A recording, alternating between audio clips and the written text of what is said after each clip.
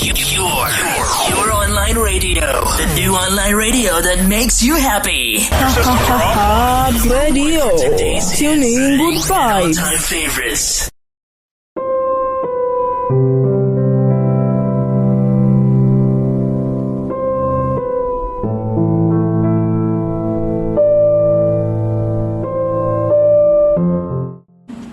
Addiction is often described as a prison without walls. It quietly takes away dreams, families, careers, and hope. But for some, the journey does not end there. Beyond the pain, beyond the stigma, lies another story. A story of courage, recovery, and second chances. Welcome to Life After Addiction, a documentary that explores what happens after the drugs, after the alcohol, and after the darkest moments.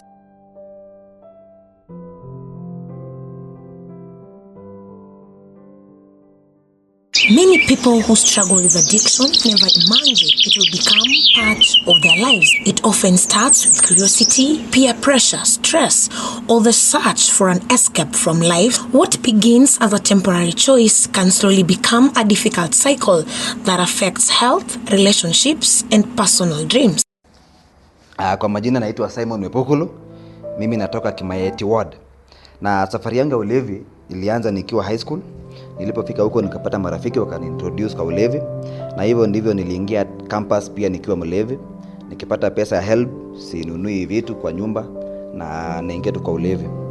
Hii safari ya ulevi imeniathiri sana kusema ukweli, kwa sababu for the last 7 years ambayo nimekuwa nikilewa, sija save anything. Imepoteza pesa yangu yote, imeishia kwa ulevi, kwa mama pima, na pia afya yangu unapata kwamba nilidevelop ulcers kupitia hiyo ulevi kwa sababu nakunywa excess na sikuli.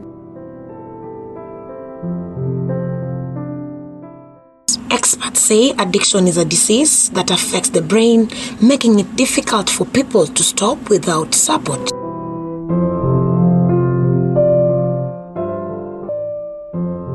Kwa majina naitwa Jane Karimi.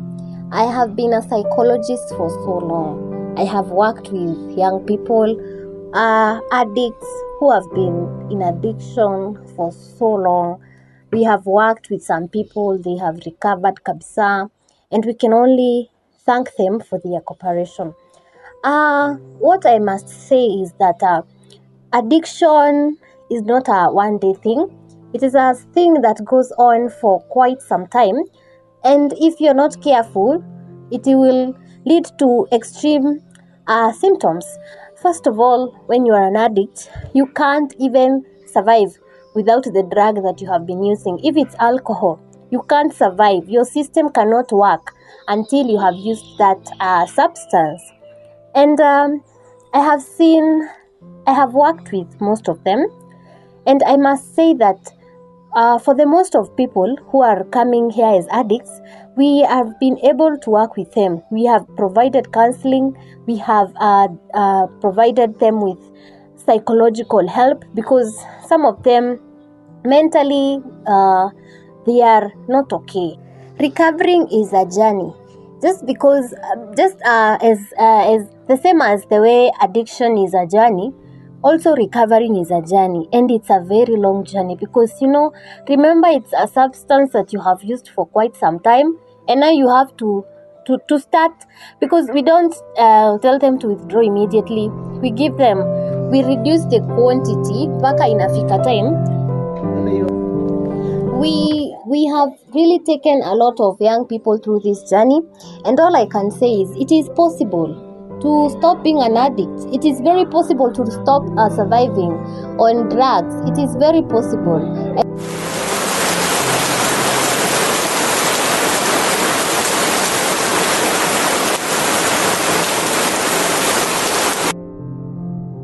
For many recovering addicts, there's a defining moment, a point where continuing with addiction becomes impossible, a moment when they realize that something has to change.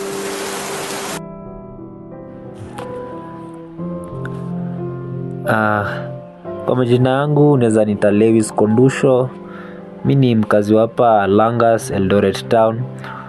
So the reason nilianza kutumia cocaine because nilidhani itanipe confidence na kusahau stress zangu, but saa vitu zilianza kwenda opposite. Hapo ndo nilianza kujipata napoteza heshima yangu. Ilifika some point na danganya familia, alafu pia nilikuwa na waste do zangu, unacheki.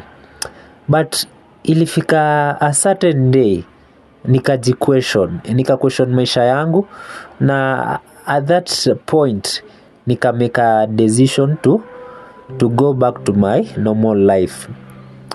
Kusema kweli haijakuwa rahisi at all, but all in all nashukuru God since sijatumia hiyo cocaine for the last 4 months. Haijakuwa rahisi, but I'm still recovering, and I am very sure in the next 1 year or so nitakuwa fully recovered.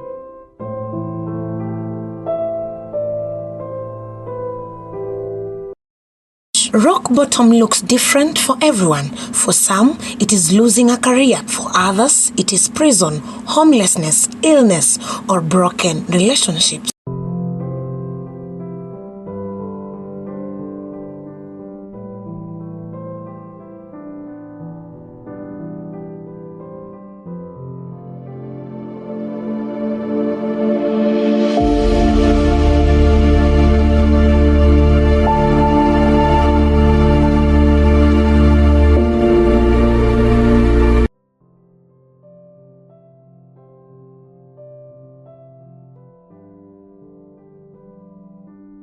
Recovery is rarely a straight path. It requires determination, professional support, family encouragement, and community acceptance.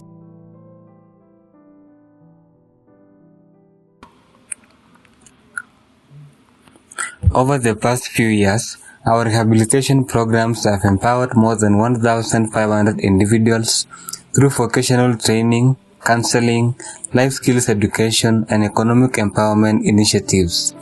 Many of those who completed the program have successfully started small businesses, secured employment, and returned to school. While challenges such as stigma and limited resources remain, we continue to see encouraging results as more people rebuild their lives and become productive members of society.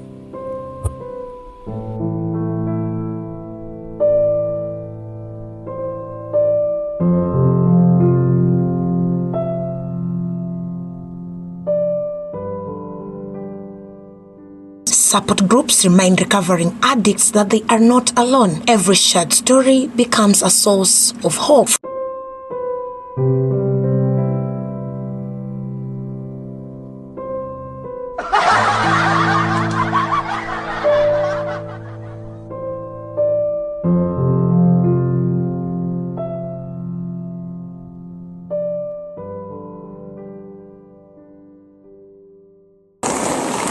To those people that live with, that have family members who are suffering or battling addiction, this is for you. I know you feel sorry for your family members that are addicted to drugs or alcohol.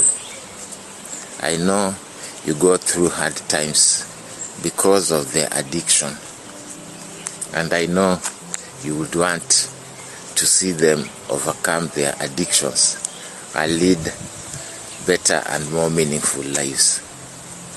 You might pray for them. You might talk to them. You can even send them to a rehabilitation center. You can send them for therapy. But it's for a fact that if this person doesn't accept that they have a problem and decide that it is time to change their ways, then it is unfortunate that all your efforts will be in vain.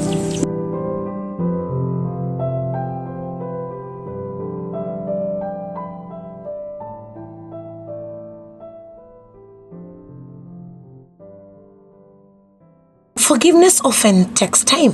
Trust is rebuilt through consistency, honesty, and patience.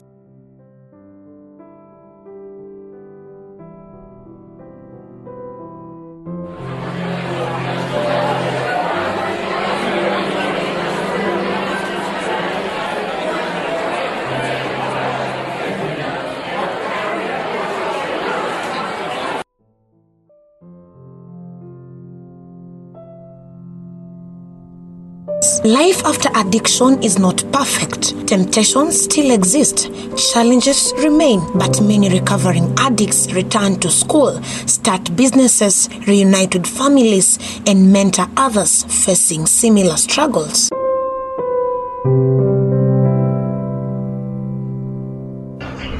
My name is Emmanuel. I was once a drug addict, and by the work of miracles or maybe so, niliingia kwa rehabilitation center hapo last year, and now nimerecover. I am alcohol free. I remember reflecting back when niliingia kwa rehabilitation center, it wasn't easy because ilikuwa ni addiction ambayo nilikuwa nimezoea sana, so it wasn't easy, but at the end I was taught, and at the end I was alcohol free. I remember alcohol and smoking cigarette was one of the things that helped me, that kept me going. But right now, I'm free of those drugs, and now I can focus on my dreams of being a successful farmer. Yeah.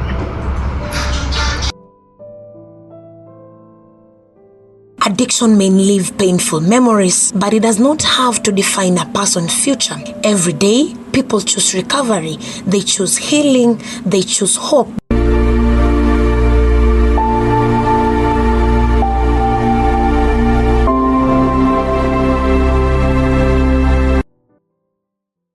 Behind every statistic is a human being fighting to rebuild a life. If you or someone you know is struggling with addiction, remember that seeking help is not a sign of weakness. It is the first step towards a new beginning. This was Life After Addiction with me, Yamara Sandra.